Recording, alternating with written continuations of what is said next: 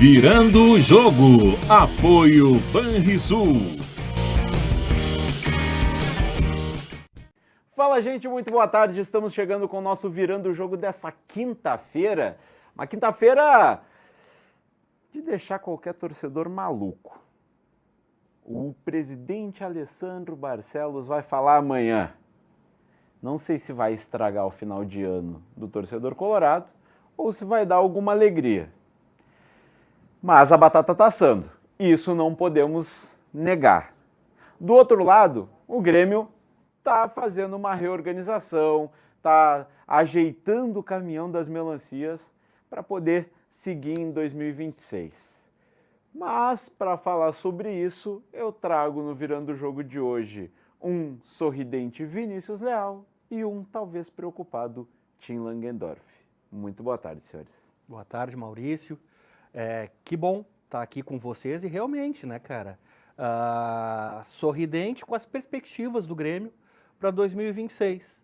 Né? Tem uma boa espinha dorsal, uma nova gestão, uma boa vassourada que deve ser dado nesse final de ano e contratações pontuais para que a gente tenha uma equipe ainda mais competitiva e possa sonhar com os tão almejados títulos de 2026, seja uma Copa do Brasil, um Campeonato Brasileiro que há muito tempo não vem, ou uma Sul-Americana, que no caso do Grêmio é um título inédito. Mas boas perspectivas sim, né? E um final de ano, se não da maneira que nós gostaríamos, um final de ano, vamos lá, ok, né, com essas perspectivas.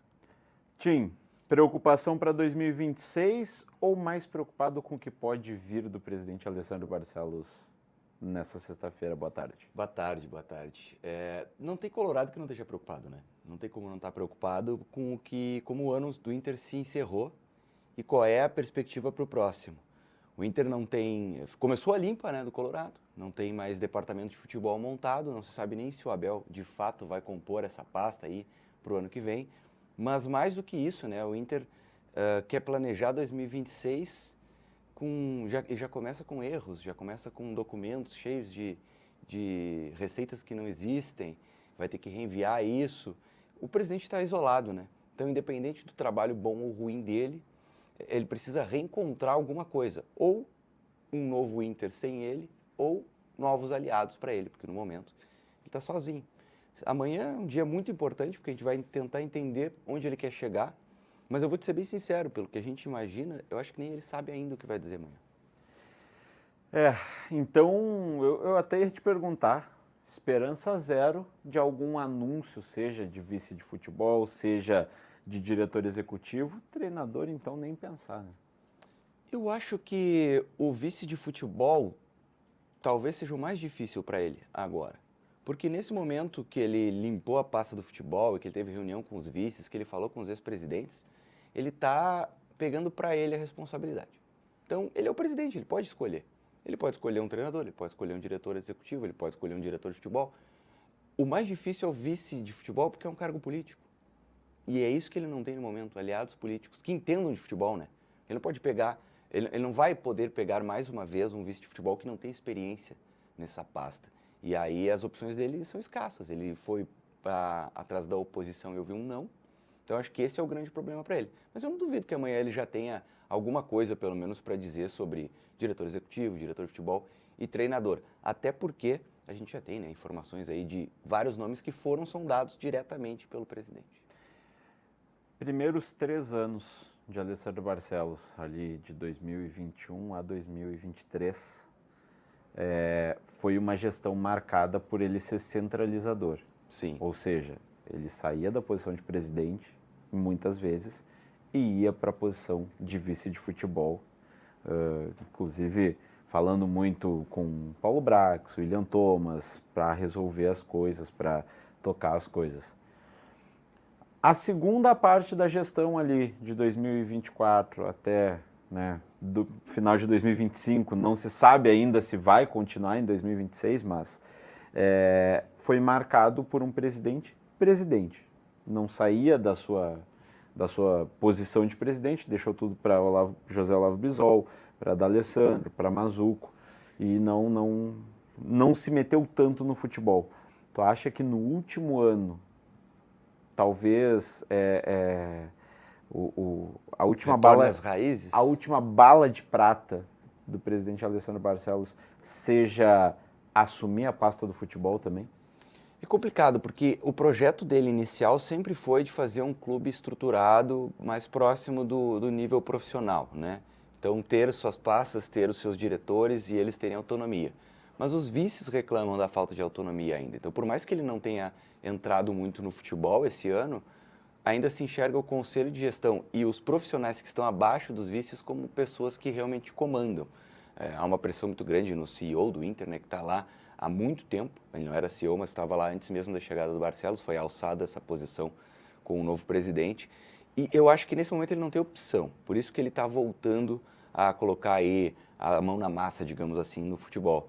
Mas para o futuro político dele é muito importante esse último ano. Então, eu não duvido. O ano passado e o retrasado, ele teve muitos problemas, esse ano no caso, né, porque ainda não acabou, e o ano passado, ele teve muito problema com a questão das enchentes, com questão estrutural, com outras coisas dentro de patrimônio, dentro do Inter que tomaram a atenção dele também. Porque ele é o presidente de tudo, né? Então, foi mais difícil para ele se envolver no futebol. Não sei se foi realmente por um desejo, foi por uma necessidade. Hoje, nesse momento, ele é o único cara do futebol do Inter. Então, é bem possível que ele assuma de novo. Vinícius, já passou por alguma situação assim com o Grêmio? Porque eu, sinceramente, não lembro de tamanha bagunça dentro do Grêmio assim. Pois olha, Maurício, não é corneta, não é flauta, nada disso. Mas lamentável, né, essa questão política do futebol, né, e nós estamos no mesmo cenário, né, é o Rio Grande do Sul, é a nossa cultura gaúcha, mas aí eu fazendo um exercício aqui de empatia, né, nós três que amamos o nosso clube, e aí tudo bem, faz parte, né, ser oposição em determinado momento, mas aí te pedem, né, o clube, não é o presidente que está te chamando, que está te estendendo, preciso de uma ajuda, estou aqui me afogando, me ajuda. Tu vai lá e nega essa mão para o clube, não é para o presidente, é para o clube. Então isso demonstra cada vez mais que, infelizmente, outros interesses, né, particulares, obscusos, mas que não o amor ao clube, falam mais alto dentro dessa política. Né? Isso é um tapa na cara. Então eu vi sim, Maurício, respondendo a tua pergunta, muitas situações parecidas, né? Aquelas histórias que a gente sabe, né? De tu tá lá no estádio, teu time tomar um gol e tem meia dúzia que ficam de risadinha ali nas tribunas e tal, comemorando um gol que o teu próprio time tomou, porque aí vai respingar lá na atual direção. Então isso é extremamente lamentável, né? Claro que eu não conheço a política interna do Internacional, mas tenho bons amigos que estão lá daquele lado, inclusive tenho um amigo de infância que se desligou do clube agora há um mês ou dois atrás, e um profissional técnico fantástico, né? Ele era da área de TI do clube, um baita de um profissional, né? E no meio dessas confusões todas ele acabou saindo. Então, o que acontece? Cada vez mais a gestão perde bons profissionais, porque tem que abrir mão para fazer esse manejo político, né? Então, isso aí fala muito sobre o atual momento que a dupla Grenal vive dentro do campo. A gente viu nas eleições do Grêmio, que acabou, no fim, correndo tudo bem até, né? Dentro do possível, mas teve muito disso também, né? Aquele momento em que o Marcelo surge para tentar unificar politicamente o clube e nem assim consegue, né? O cara faz uma doação para o estádio, a compra da arena, e ainda assim a gente viu que logo ele já, ao se inserir na parte política, ele se sentiu que o caminho era muito mais arriscado para ele. Ele sai para não se expor nesse sentido e volta a ser aquela briga, né, de um lado A. E a gente ouve narrativas de quem participou desses processos que são alarmantes, né, de chantagem, de ameaça, de vaidade, enfim, né, sempre vai estar envolto no futebol, com a grandeza desses clubes, o jogo de poder, né, são orçamentos gigantescos, maiores do que 95% dos municípios do Estado. Então, as disputas de poder cada vez mais acirradas e cada vez com menos escrúpulos, né? Então, isso aí é lamentável. E o Grêmio, felizmente, deu uma certa apaziguada. Agora a gente está com um papel em branco, que vai ser escrito a partir de agora pelo nosso presidente Odorico, que ele tenha muito sucesso na jornada dele, né? Enfim, né? Uma tempestade do lado do Beira-Rio, e pelo que vocês, que a imprensa identificada do Internacional nos conta, sem grandes perspectivas, né? Então, realmente é de acender o sinal amarelo, né? Cara, o Inter não tem departamento de futebol no momento, certo? Beleza. O Tim Langendorf, diretor executivo do Inter. Qual é... Que bomba, hein? Viu? Primeiro, tu não ia estar dormindo, com certeza. Não. Qual é o perfil de treinador para 2026? O que eu quero ou o que o Inter pode? O Tim executivo. Tá, mas aí ou seja, é o pensamento do Tim com o orçamento que o Inter tem. É isso, o que eu poderia fazer, né? Olha, hoje o Inter tem um problema muito grande, que é um clube que não vai jogar uma competição Conmebol e tem um elenco caro. Um elenco caro, apesar de ter diminuído a folha do Inter no meio do ano, ainda é um elenco com jogadores que têm salários que não condizem com o time que vai jogar a Copa Sul-Sudeste, Copa do Brasil e Brasileirão. Só um parênteses, fiquei sabendo que tem mais um jogador que passou a ganhar 1.800.000. Ah, tem, pois é. Quem? Siga. Tá. Não, falei, pô, falar. Renovação do Alan Patrick fez com que o jogador passasse a receber 1.800.000. Contando também. Luvas, né, e tudo mais. Isso que... Mas é um gatilho? Já estava previsto em contrato? Cara, assim, ó, essa questão do contrato do Alan Patrick é muito interessante, porque agora a mídia toda está falando, né, que foi renovado. Eu dei essa notícia em setembro, né? O contrato dele foi renovado em setembro. O que acontece é que o Inter vivia uma draga naquela época. E aí a ideia era anunciar após o Grenal. O Inter perde o Grenal. E o Inter... Um pênalti do Alan. E o Inter segue perdendo. Então deixaram para o fim do ano. Mas ele está assinado já com o empresário e com o Alan Patrick desde lá. Já tinha um gatilho de renovação, tá? Só que o aumento salarial era pequeno. Ele teria que fazer um número de partidas X em 2026 e aí era uma renovação automática para 27. O que ele acertou com o seu empresário e com o Inter foi a renovação agora já, para o fim de 2027, sem necessidade de gatilhos, com esse aumento salarial. Mas isso já vem de muito tempo. Nossa. A Lampa, ex-melhor 10 do Brasil. Né? Ex. Assim, vamos lá. A idade chega para todo mundo. O Alan Patrick teve números surpreendentes esse ano, assim, se a gente for olhar o número frio. São 50 jogos com mais de 30 participações em gol. Quase 30 participações em gol, somando assistências e gols. Então, assim, não dá para dizer que foi ruim. Mas a participação dele é muito inferior ao que a gente via no coletivo do Inter no 24 e 23, né? E os momentos decisivos também, né? Que o clube precisou. Até pelo menos o pênalti ali ele acertou.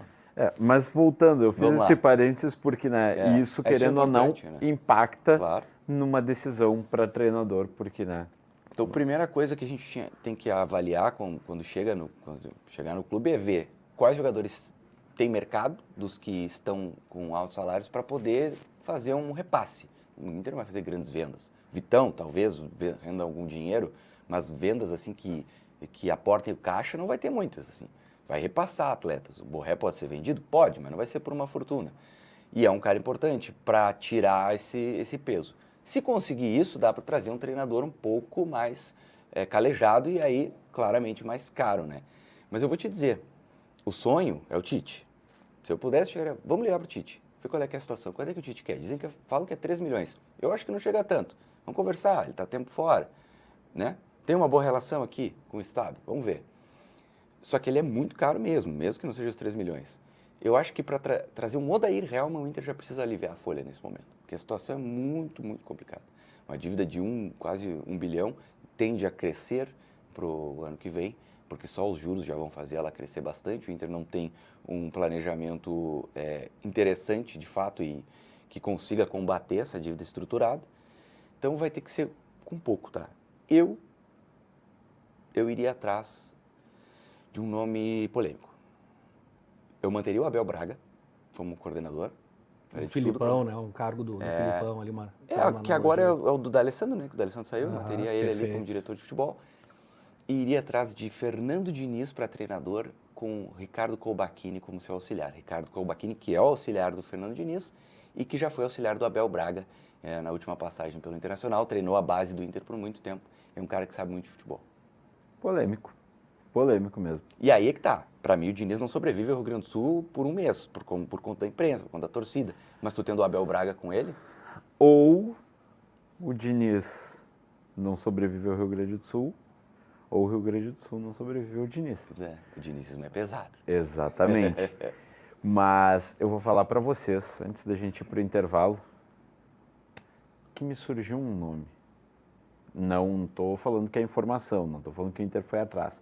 Mas me surgiu um nome como possibilidade que se o Inter fosse atrás desse cara,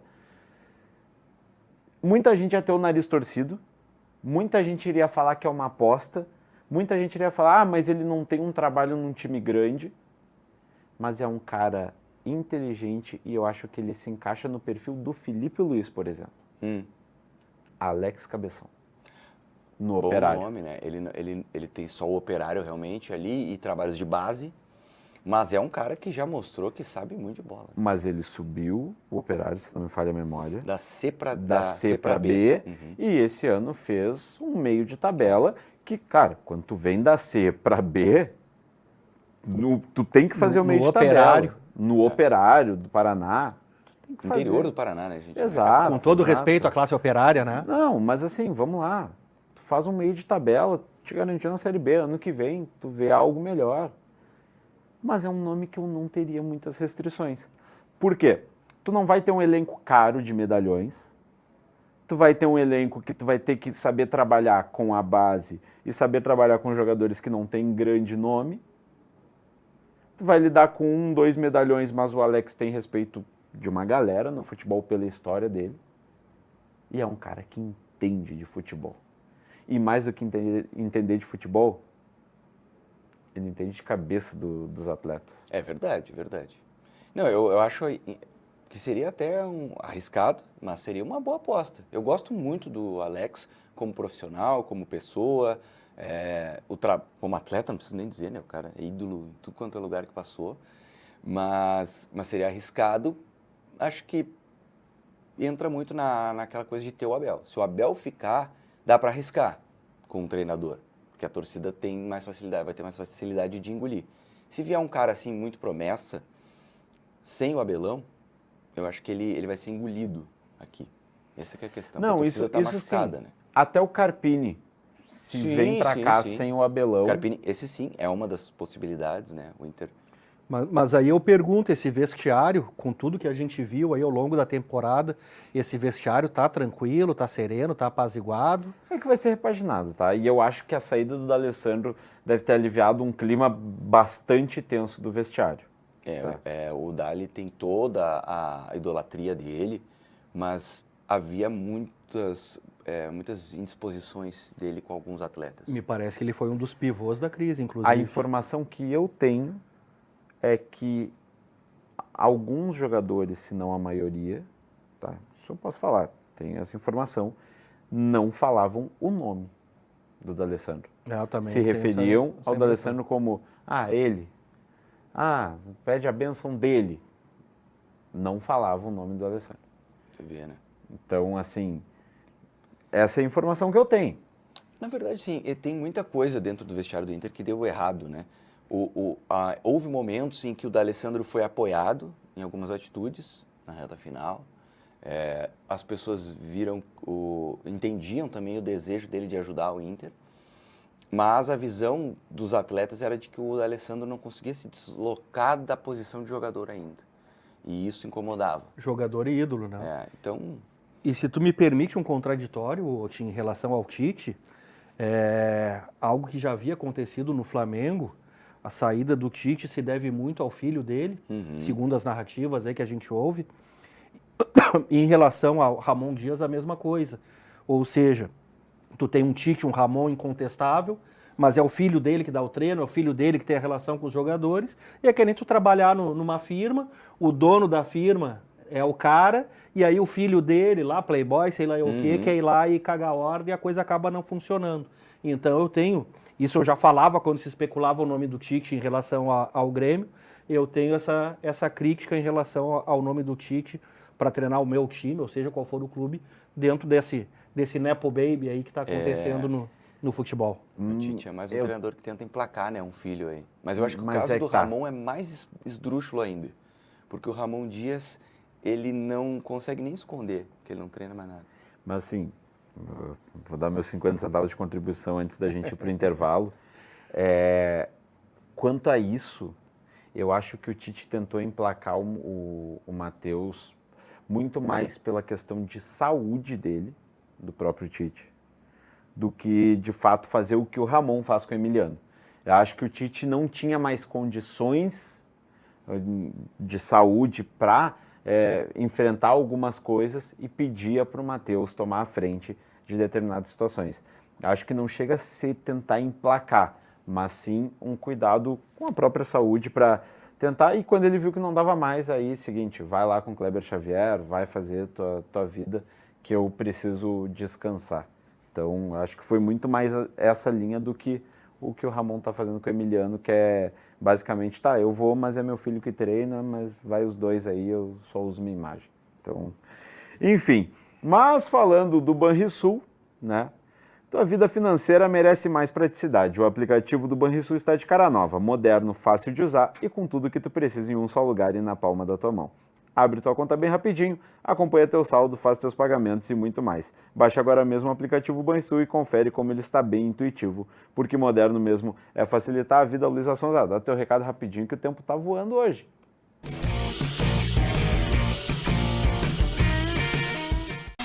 Rico baixou, brilhou, Rico baixou, bombou, Rico baixou, facilitou. O app atualizou, o Banri arrasou, clicou, baixou, facilitou. O app Banrisul tá mais moderno e mais fácil de usar. E tu pode acompanhar a tua vida financeira num só lugar. Baixa o app Banrisul e abre tua conta. Clicou, baixou, facilitou. Banrisul. Com certeza você já conhece a maior gráfica do sul do Brasil. Na Clique Impresso, atendemos as maiores marcas com qualidade e velocidade incomparáveis. Com 13 lojas expressas e uma frota ágil, garantimos entregas rápidas para toda a região. Está precisando renovar o seu material gráfico? Contamos com valores incríveis, imperdíveis e um padrão de qualidade que impressiona. Se grandes marcas confiam na Clique Impresso, por que você ainda não? Clique Impresso, você idealiza e nós realizamos.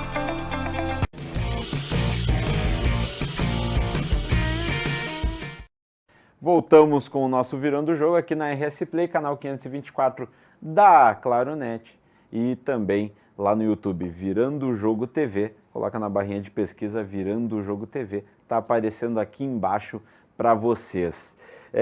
Gente, Grêmião, como tu diz, Vinícius, Grêmio é comigo. precisa começar logo, né? Não, o Inter, se por um lado o Inter tá com o departamento de futebol vazio, né? A sala pode estar até fechada lá que não tem ninguém para entrar. O Grêmio está esperando um treinador, mas sem planejar o 2026. O Grêmio está cometendo o mesmo erro que o Inter está cometendo, tu não acha? Não, cara, eu acho que não. Vai ser um banho de água fria se melar essa negociação. Eu sei que a Ive já está batendo o tambor forte para não dar certo aí a vinda do Luiz Castro, mas ele vem, com certeza, é uma casa portuguesa. Ele vem e isso demonstra que a direção que está assumindo agora já vinha trabalhando nos bastidores há, sei lá há 1 mês, há 2 meses, a partir do momento que ganhou a eleição. Então isso sinaliza que existe sim um planejamento de ideia de futebol, não só de treinador, né? Ou seja, tu tem uma ideia de planejamento de futebol, tu escolhe o treinador em cima dessa ideia. Então eu acredito que a direção, que o Odorico e sua turma têm essa linha de trabalho e essa convicção. Aí é claro que preocupa, os jogadores devem se reapresentar agora bem no iniciozinho de janeiro, se eu não me engano. Então dá mas não é culpa dele, não é culpa da diretoria, é culpa do calendário, né? E é assim para todo mundo, não é só pro Grêmio. Acho que o Grêmio tá relativamente bem organizado para esse início de temporada. Vou bater na madeira aqui, para não dizer que eu tô secando. Mas o Grêmio tem um plano B, caso o Portuga não venha, caso tenha... Eu acho o Luiz Castro um bom treinador, tá? E acho que demorou para um clube gaúcho investir em algum português. Não necessariamente que eles sejam iguais, eles não são.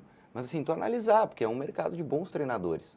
Mas se não der certo? Cara, eu acredito que o Grêmio deve ter feito, nesse período de sondagens, contato com o Luiz Castro e mais 1, 2, 3 treinadores, né?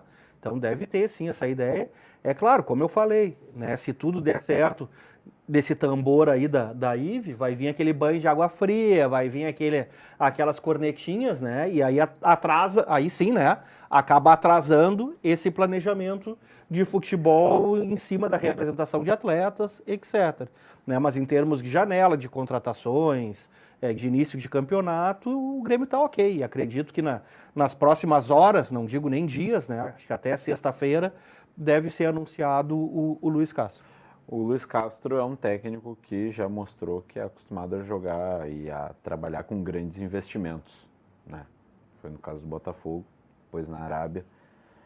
Tu acha que o Grêmio tem essa capacidade de fazer grandes investimentos para o Luiz Castro ano que vem? Pois olha, primeiro, o Maurício, Tim, e ratificando aqui a minha convicção na vinda do Luiz Castro, eu estava ouvindo a coletiva do Odorico, do Pelaipe, do Dutra, do Filipão, né? E claro que eles, né, segurando ali, não queriam anunciar, né, queimar a largada, mas numa das perguntas ao Filipão, o Filipão, daquele jeitão dele, né, gringão ali, ele deu aquela rateada, entre aspas, ali, e ali ficou claro que está tudo certo com o Luiz Castro, com a vinda dele.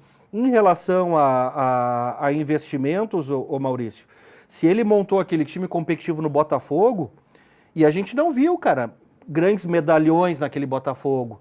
Foi, se eu não me engano, e vocês são melhor informados do que eu nisso, mas foi Alex Telles, um ou outro... Se eu não me engano, o Alex Telles chega até depois. Chega até depois, né? Mas foi um ou outro... Os grandes nomes do Botafogo vêm na próxima, né? Exatamente. Aquele time que perde o campeonato quando o Luiz Castro sai... Jogadores desconhecidos. Era mais na base do scout, trazendo garotos emergentes, trabalhando com físico. Exatamente. Se não me falha a memória, esse era o Botafogo do Mazuco. Não, o Botafogo do Mazuco é um do ano anterior, né?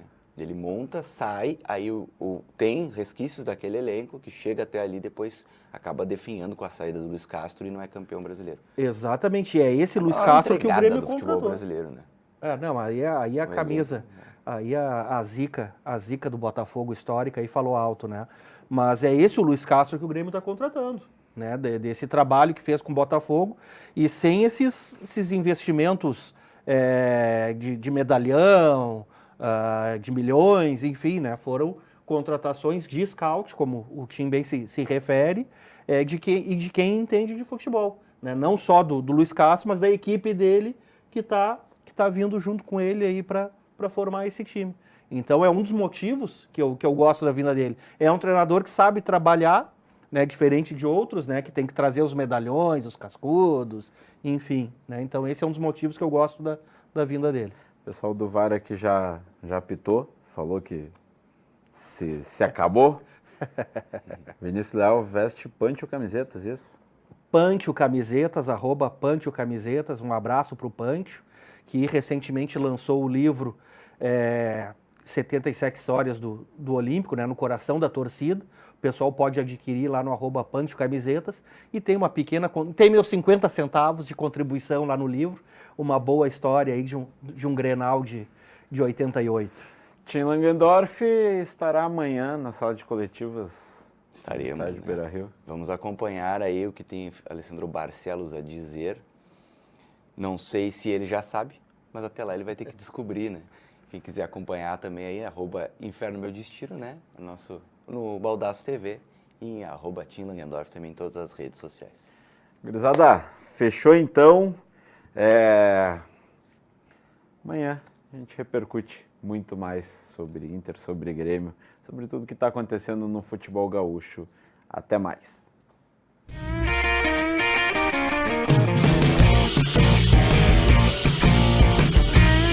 Virando o jogo. Apoio Banrisul.